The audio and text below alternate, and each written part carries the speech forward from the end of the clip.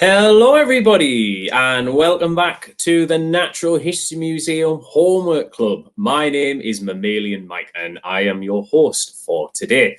Now I'm sure you've been following the last few weeks with us on Homework Club. We've covered dinosaurs, winter wildlife, oceans, and last week we blasted off into space.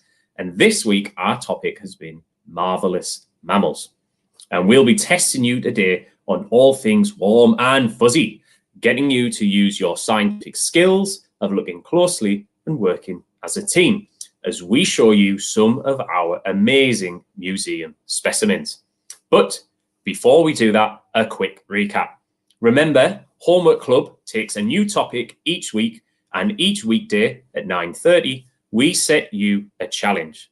And the challenge is for you to try at home or school to support your learning in lockdown. And you can find the challenges either on our Twitter channel at NHM_learn or on the museum's webpage. This week, as part of our Mammals Challenge, we challenged you to draw a mammoth or elephant. And here are some of the submissions that you shared with us. So Emma, age 14, made us a lovely drawing comparing an African and an Indian elephant. Look at those 3D ears. And Sky, age 12, did this brilliant drawing of a woolly mammoth. So thank you very much for sharing those with us, Emma and Sky. They are amazing. And if you would like to share your work with us, then you can ask your adults to post it on Twitter using hashtag NHM Homework Club. We love to see what you've been up to. So for today's quiz, we want you to play along where you are. Make a team, and we want you to come up with a team name based on your favorite mammal. Let us know what you are called in the comments. For example, my favorite mammal is a wombat. So I think I'd call my team the Whomping Wombats. What will you choose? And speaking of teams, just like before, we are going to be joined by 3 of our fantastic learning team from the museum. So let's say a big hello to Tom, Nigel, and Anthony. Good morning, everybody. So you at home probably know the drill by now. If you've been playing along before, you'll get to join either Tom, Nigel, or Anthony's team, and one of these 3 will be your team captain. The number of points your team captain scores in today's quiz, you get to add to your own points. And to help you make that decision, let's find a bit more about the teams. So let's go to Tom first. Morning, Tom. What is your team today? Well, hello, everyone. My team today is the Mighty Mammoths. And this week in Homework Club, I've been learning all about mammals with whiskers, like my mouse mask right here. Now, massive mammoths like us might no longer be around, but I think our score this week will be just as large as we are. Thanks, Tom. Well, let's see if you rack up a mammoth score. Next up is Nigel. Hi everyone, my name is Nigel and this week I'm part of the Powerful Platypuses. This is our team mascot, Patty the Platypus, and being one of the most unusual mammals will definitely give us an advantage in this quiz. Thank you, Nigel. Well, let's see if yours and Patty's unusual knowledge allows you to get ahead. Okay, lastly, joining us for the first time is Anthony. Hello everybody, my name's Anthony and today I'll be representing Team Super Seals and I can't wait to dive into the quiz. Thank you, Anthony. We'll see if you win by a whisker. Ooh, it's quite a tricky choice today. Which team will you be joining at home? Let us know in the comments box if you're on YouTube and we'll give you a shout out as well. And we've had some team names coming in already. We've got the Capricious Capybaras. We've also got the Trash Pandas, great names. Keep bringing those in. And whilst you let us know which team you're joining, let me remind you of the rules of the quiz. So, just as before, we've got 3 hair-raising rounds with 4 questions apiece. And as always, each question is worth 1 point. So you're looking to gain a maximum of 12 points across the whole quiz. All right, team captains, are you ready? All right, I think they're all ready. Let's get started with round 1 and say bye to our team captains for now. So round one is all about marvelous mammals. And we'll be starting by looking at some animals and working out if they're mammals or not. So in a moment, you will see 8 images of different animals, and you're going to have 15 seconds to work out how many of them are mammals. Now, some important things to look out for is maybe they're furry. That will be a big sign that they're a mammal. But not all mammals have lots of hair, so don't let that trick you. Something else important to think about is, how do they have babies? Do they give birth to live young, or do they lay eggs? And even more importantly, do they make milk to feed their babies? Because that's what mammals do. So question 1, how many of these animals are mammals? And we're going to give you 15 seconds. Okay, so your time will start when we bring the images up. Are you ready? Go.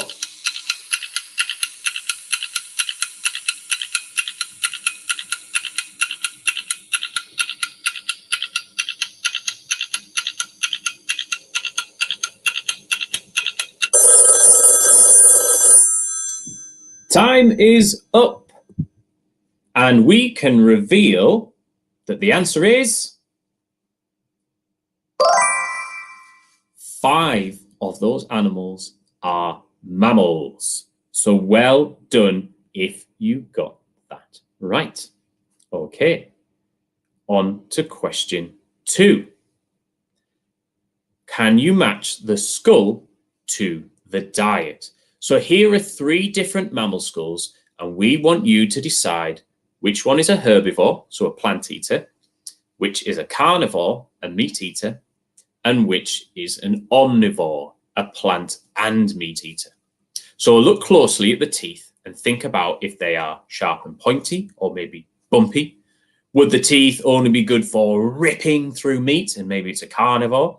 Would they be good for crushing and grinding plants, and maybe it's a herbivore? Or does this skull have teeth for both meat and plants, and maybe it's an omnivore? Now, you do need to get all 3 of these right to get the point. So see if you can guess the animals for fun too. Okay, so match that skull to the diet, which is which. Hopefully you have your answers ready, because we can reveal that the answer is A is a carnivore, B is an omnivore, and C is a herbivore. So if that's what you said, well done, 1 point for you. And if you were curious what animals they were, we can reveal that A is a lion, C is a giraffe, and B is a langur, which is a type of monkey. All right, on to question 3. So here we have a very cool rhino and its horn, and these animals use them for defense. Now, surprisingly, the horn is not made of bone. It's actually made of something called keratin. And keratin's pretty cool. It comes in lots of different forms. For example, a pangolin's scales are made of keratin. The hairs on a camel are made from keratin. And even the claws on this sloth are made from keratin as well. Now, you're an animal and you are a mammal, and you have some keratin on your body too in a few different places. But where is the keratin on your body? Can you name just one place? So compare yourself to these animals. Do you have anything in common with them? Have a feel around your body, maybe on your head, on your hands. Have a feel. That might help you out. Anything that feels like keratin. And in fact, it's not just mammals that have keratin. Lots of other animals do too. Even turtles have keratin on their body. Okay, have you worked it out? Where is a place that humans have keratin? Well, there is actually a few answers. As I said, you only need to get one. And I can reveal that the answers are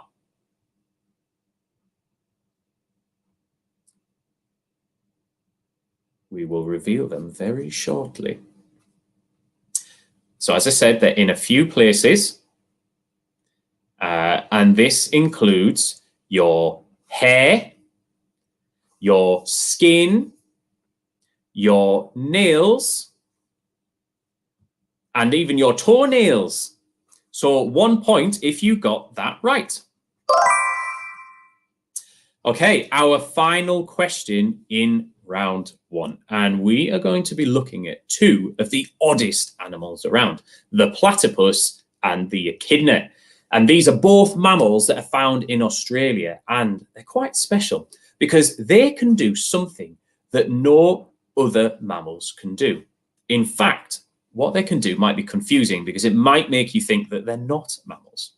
However, they are. They make their own milk to feed to their young, but they do something else which no other mammals do. So question 4, what does the platypus and echidna do that other mammals do not?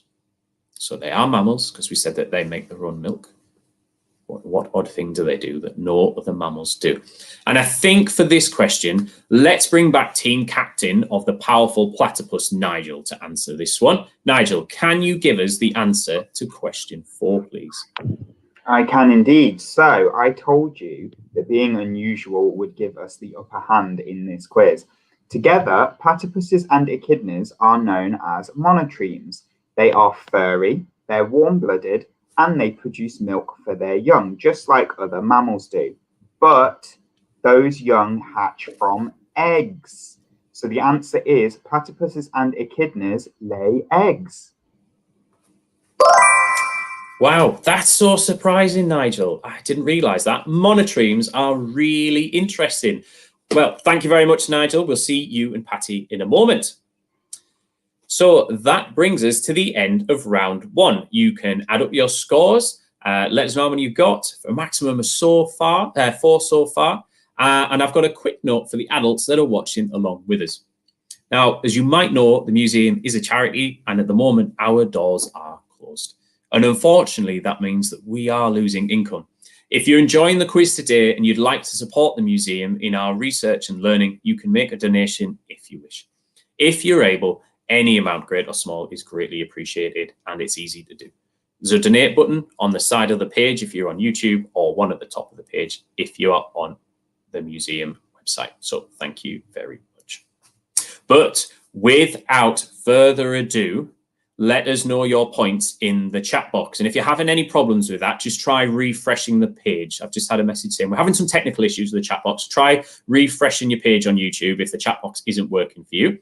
And while you do that, let's check in with our warm-blooded team captains to find out how they did in round 1. So let's bring back Tom, Nigel, and Anthony. Hello again, everybody. So let's go to Tom first. How did you get on in the first round, Tom? Well, at first, I thought I had a full house there, but I've never heard of echidnas or platypuses, so I did struggle a little bit. So I'm always learning something new at Homework Club, but I still got a really good 3 points in this round.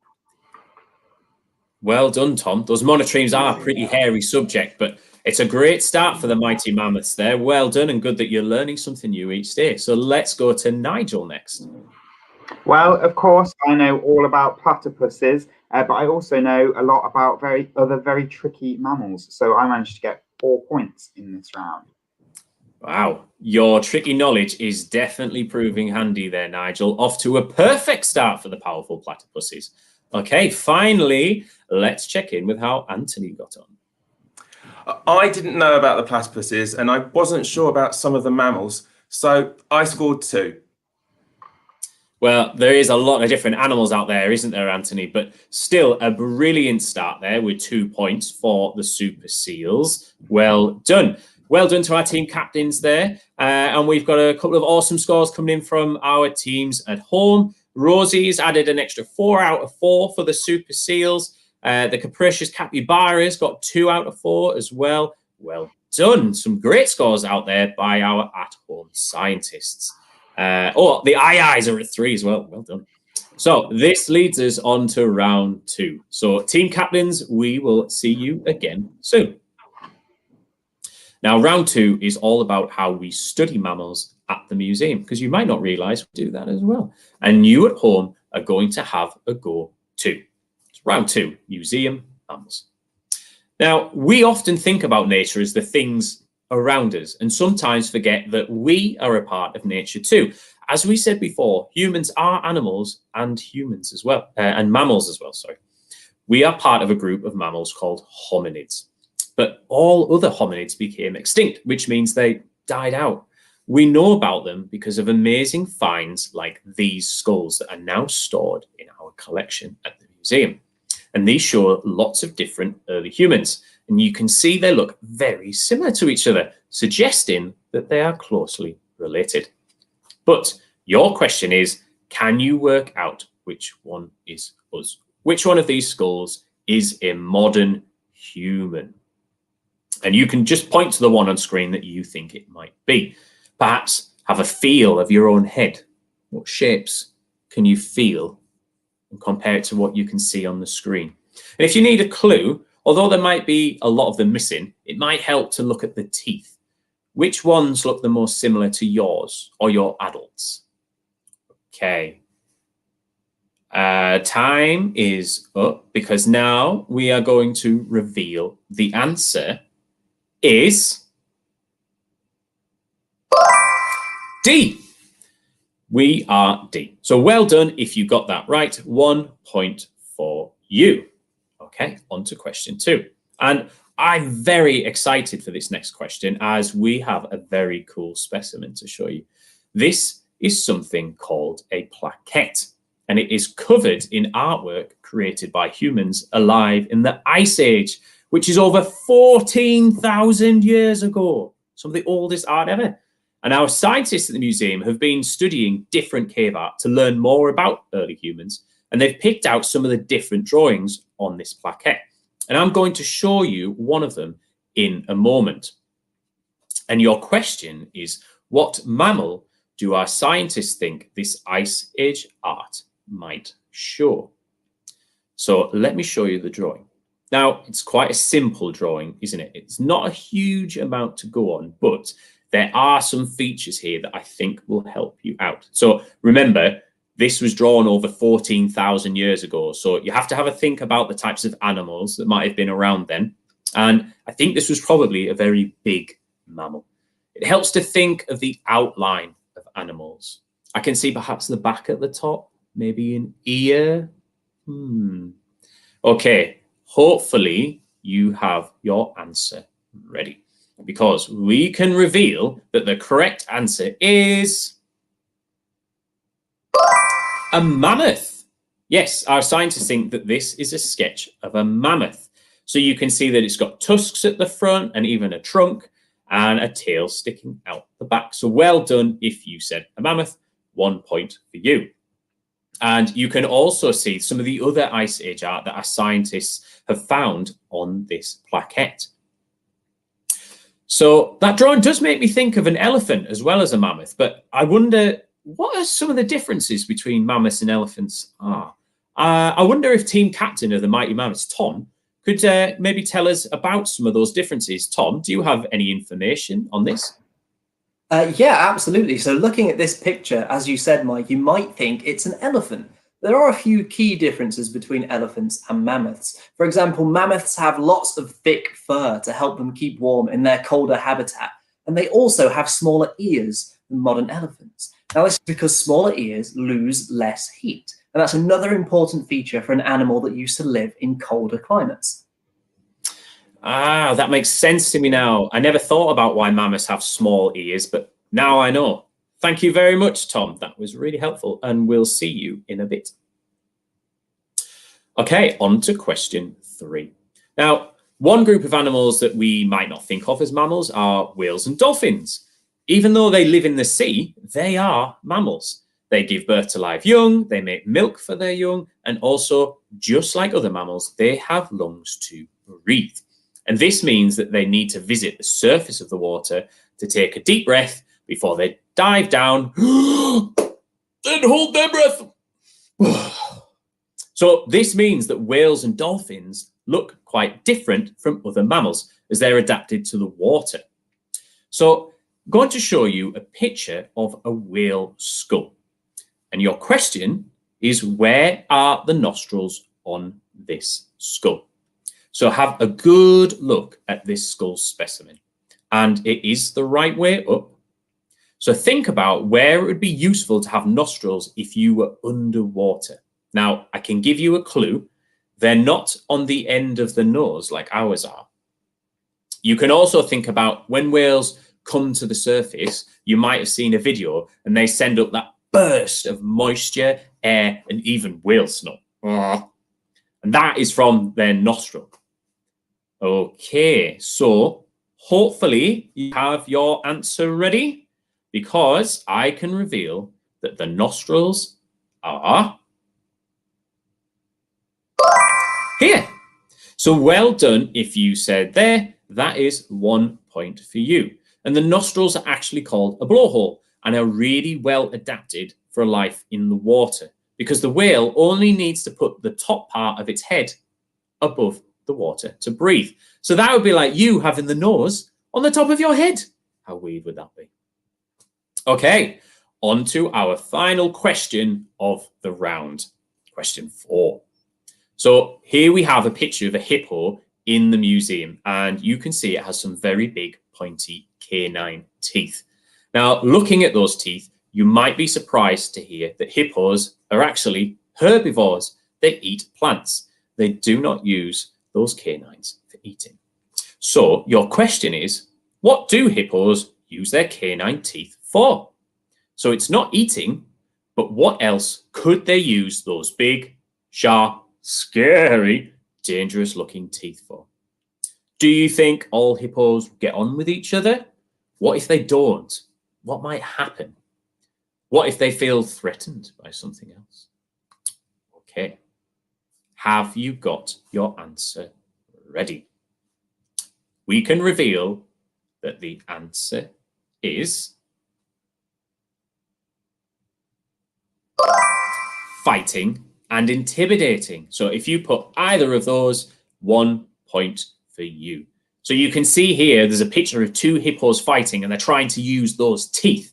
And hippos might also yawn to warn off enemies, along with other behaviors, and show off those big canines if they feel threatened, so that they intimidate their enemies or scare them away.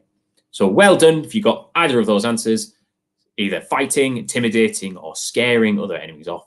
1 point for you. And that brings us to the end of round 2. So you can let us know your scores if you're watching at home. And of course, we want to find out how our team captains are doing as well. So let's say hello again to Tom, to Nigel, and to Anthony. Hello again, everybody. So let's start with Nigel and Patty this time. I think, how did you get on? Well, I think that Patty and I need to work on our history knowledge a bit. The skull and the cave painting kind of threw us off, but we still managed to get 2 points.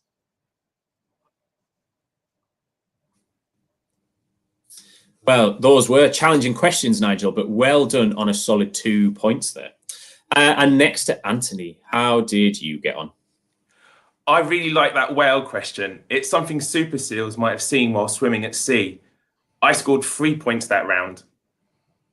I thought you might be good at that whale question, Anthony. Great score there. Well done to you and the Super Seals. Finally, Tom, how did you do in that round? Well, this round was a little tricky to wrap my trunk around, but after doing some heavy-duty thinking, I actually got 4 marks. So that's 4 out of 4 in this round. Wow, you pulled off a mammoth task with a perfect score. Well done, Tom. That's very impressive. And I can see we have some brilliant scores from our friends playing along at home as well. The Seals have got 7 out of 8 so far. 2 out of 4 for Abby in that round. 3 out of 4 for Charlotte in that round. Well done, everybody. Really good scores here. Well, we're almost there. 1 round left. So team captains, we will see you shortly. Bye for now. And now we come to round 3. And round 3 is called Who Lives in a Habitat Like This? And for each question in this round, we're going to show you 2 mammals that are quite closely related, but live in slightly different habitats or environments. And they are each adapted to a particular way of life. Maybe they only come out at night, they live somewhere cold, or even underground. And you'll need to look closely at the two options and work out which one is best adapted to which type of habitat or environment. So match the mammal to the habitat. Question 1.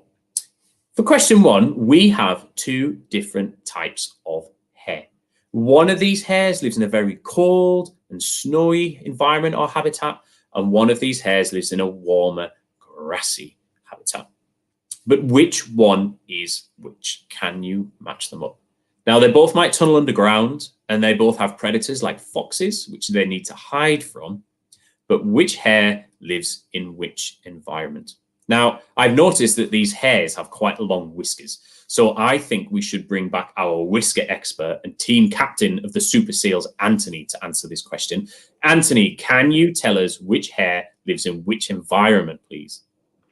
Well, the answer is B lives in cold, snowy habitats, and A lives in warmer, grassy habitats. B is an Arctic hare, and A is a European hare. Now, you might have thought the Arctic hare, being white, would be well camouflaged in the snow to hide from predators. So well done if you noticed that.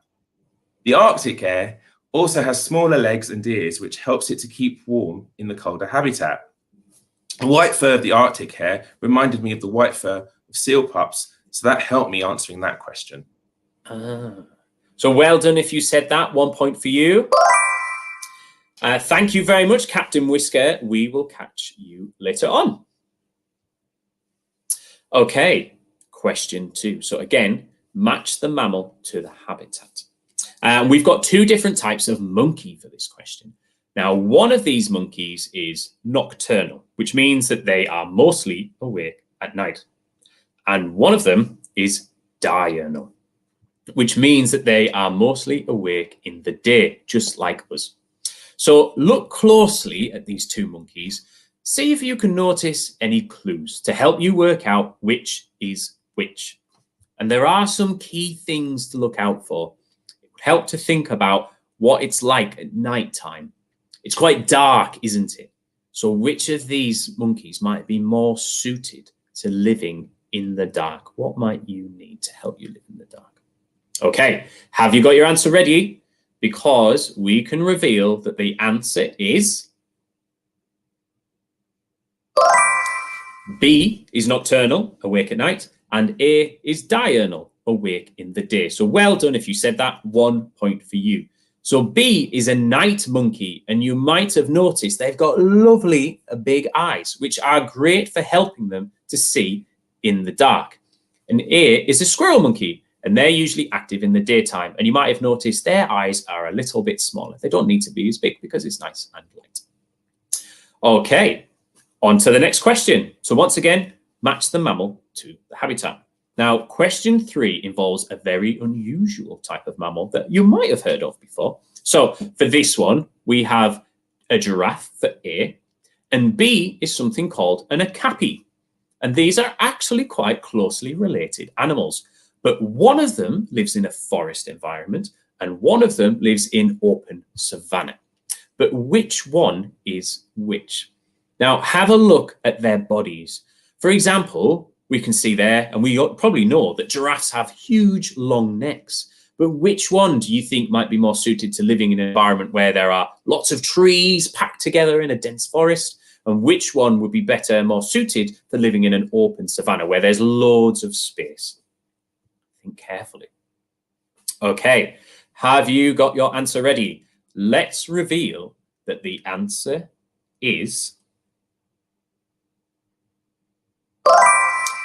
B, the okapi, lives in a rainforest, and A, the giraffe, lives in the open savanna. So well done if you said that. 1 point for you and your team. Now, you might have thought that long-necked giraffe wouldn't be very useful or well adapted to the forest, as it would be hard to move around and not get tangled up in the trees. It'd just be far too big. But okapis are smaller, so they can move around more easily in amongst all those trees packed together. So well done if you got that right. All right, last question of the quiz. And again, we're still matching the mammal to the habitat. So for question 4, we're looking at two mammals that are different types of rodents. So here we have A hazel dormouse, and B, a naked mole rat. Now, despite both being rodents, they live in quite different habitats. So one tends to spend most of its time underground, living in burrows, while the other lives in trees and hedgerows. But which is which? So look closely at their bodies. Think about what you can see. They've got a lot of similar body parts, but are all those parts the same size? What would it be like to live underground compared to living in a tree? Would it be dark or light? Would it be warm or cold? Ugh. All right. Have you got your answer ready? We can reveal that the answer is... So the naked mole rats, say that every time, B, they live underground, whereas hazel dormice, A, live in trees or hedgerows. So naked mole rats get their name because they have very little hair on their bodies. As being underground, it's a lot warmer than being open to the cold wind like a hazel dormouse. And it's so dark underground that there's not much point in having good eyes. So you can see in the picture that their eyes are really small and they actually have very poor eyesight. But they have a really good sense of smell, and that helps them to get around. And we've made it.